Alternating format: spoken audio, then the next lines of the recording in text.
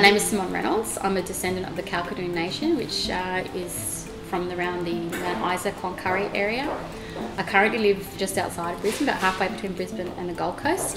And I've lived in Brisbane for about 10 years now, but I have lived all up and down the east coast of Australia and in Papua New Guinea as well. And that's predominantly because my father was in the military, so we moved around every 2 years.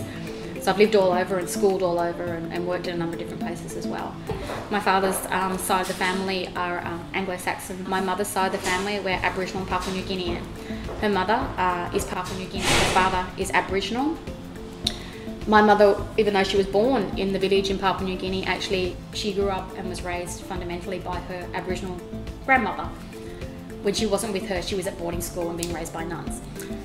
I mentioned that my father was in the military. He's no longer in the military, he's in a managerial position now. My mother, she is a consultant and she started teaching at major corporations, cultural awareness within corporate management and cultural negotiation and mediation. In the last couple of years, her major projects have actually been with high school students. Principally what she does is she enables young women from privileged, highly educated parts of society to be able to go to the Central Desert and engage with Indigenous communities, to sit on the ground and speak with them and understand the cultural divide and the cultural likeness as well, I guess, that we are all the same.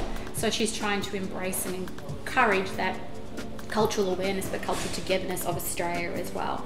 And it's something that I've been remembering her doing since I was a child. So this responsibility about ensuring that you maintain your culture, express your culture, share your culture and engage your culture and allow other people to engage with it as well, but on equal footing at the same time. I guess the language in our house was always not when you finished school, but when you finished university. So there was always a drive in our house that you would, if not even continue into tertiary education, that you would always strive to keep educating yourself. So it's always been a highly supported notion within our family household. When I decided to go back to university, it was a serious consideration. I was with my partner, my husband now, but it wasn't just me to think about. I was now a family person. I had to consider this other person, what their needs might be as well, and the financial constraints that would bring by leaving the workforce full-time and becoming a student. I would say the only other potential challenge there was things like knowing about facilities or services or opportunities that were identified for Indigenous students, and when they don't know that you're there, you don't end up on certain contact lists, so you're not in the loop of finding out these resources are available for you to use, or just being able to sit with other Indigenous students and feel like you're not the only one.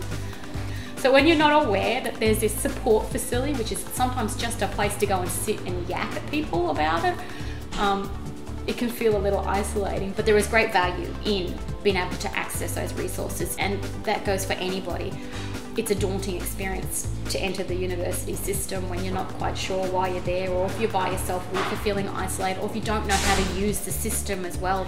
And those resources are there for a reason, so they should be utilised. They will be taken away, so to speak. And everybody should access things like extra tutoring, because it puts you ahead. Extra, computer resources, or extra resources to be able to access more books, or the up-to-date books. Don't disadvantage yourself unnecessarily. Use those resources. They're there for a reason. They're highly valuable, and some people would kill to be able to access them, so access them and use them. They're important tools to be able to ensure that you successfully make your way through university and go on from there as well. I actually went back and found out what it is that I'm really thoroughly interested in. And my grandmother, who was a Papua New Guinean woman, was always a practicer of traditional medicine. So I went, well, I'm actually really fundamentally interested in that, and went back and actually did a diploma in botanical medicine. So it was my diploma in botanical medicine and my landscaping studies that eventually led me to sort of go, well, actually, I would like a career in medical research or medical studies, but those studies then led me on to coming into the Queensland Institute of Medical Research, which is fundamentally where my entire scientific career has been up till now. So I've been in science for 7 years now. Janelle was very instrumental in opening the door for me to come to QMR to begin with, Janelle Sterling. At that time, she was also associated with the CRC for Aboriginal Health. So when I first met Janelle, I was trying to decide about whether to go into the 4th year of studying to do an honours research project. She highly encouraged it, thought it was an important thing to do. Finances, of course, was an issue. I'd been out of the full-time working market for 3 years at that point in time, and she said, well, then you should apply for a scholarship. So during the time of my honours year, I was actually on a CRC for Aboriginal Health scholarship, honours scholarship, which actually went a long way to relieving the financial pressure and allowed me to remain studying for an additional 4th year that I might not necessarily have been able to do.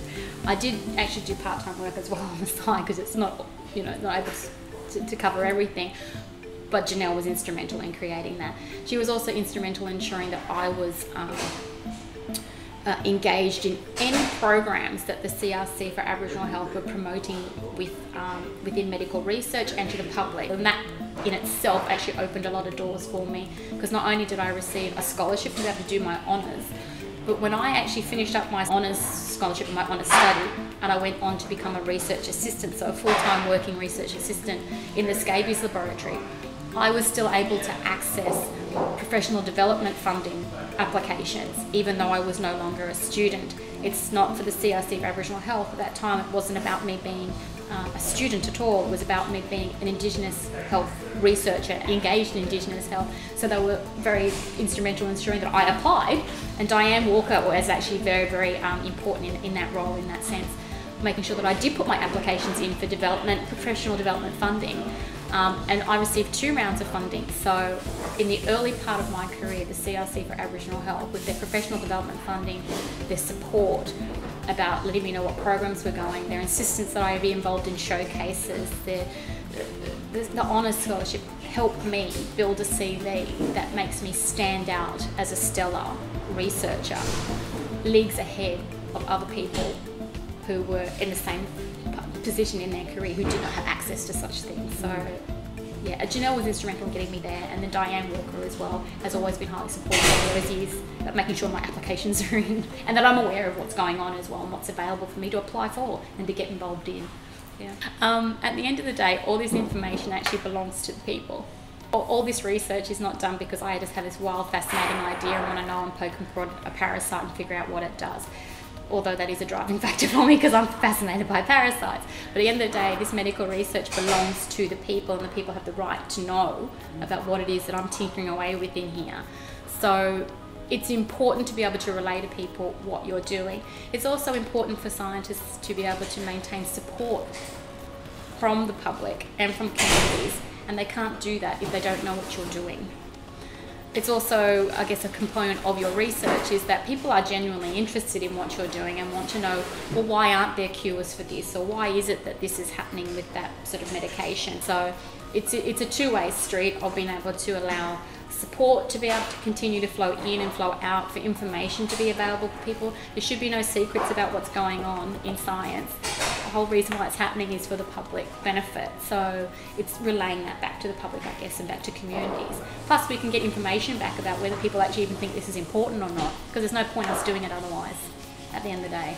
And I think careers or career paths that are not traditionally associated with Indigenous people, and for me that is science and biomedical research at that, it's important to show that they aren't frontiers, they aren't places where we shouldn't be. These are places where we should be, where we have great import to give, and that goes for any kind of medical research or any kind of science in general.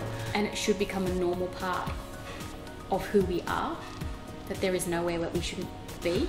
I think we have a unique perspective to give. I think we tend to come from a different driving force as well, because we're still so community based in that sense, but that has to start somewhere. My mother for me has always been a very important role model in that sense, and I think her father before her in being the first to do a number of things with regards to education or jobs and being frontier people, and I think I'm trying to do the same thing myself. If they hadn't have done what they did beforehand, it wouldn't be as easy as it is for me to do what I'm doing now. But if I don't do what I'm doing now, it won't be as normal and easy for somebody else to do it. We should have an entire workforce of medical professionals with an Indigenous cultural background. There's no reason why we shouldn't. There's no reason why we shouldn't be doctors and nurses and psychologists and biomedicines and biotech. There's no reason for that. but it has to start somewhere. So I'm hoping that what I'm doing becomes the norm and is normal and is seen as normal, and that it encourages other Indigenous researchers to come along, not just, and in non-traditional places, I guess, like biomedical research. It's kind of sad that I'm in an institute this big. I am the only Indigenous researcher working on Indigenous health that is biomedical lab-based research, basic science, in 2012. It shouldn't be like that at all.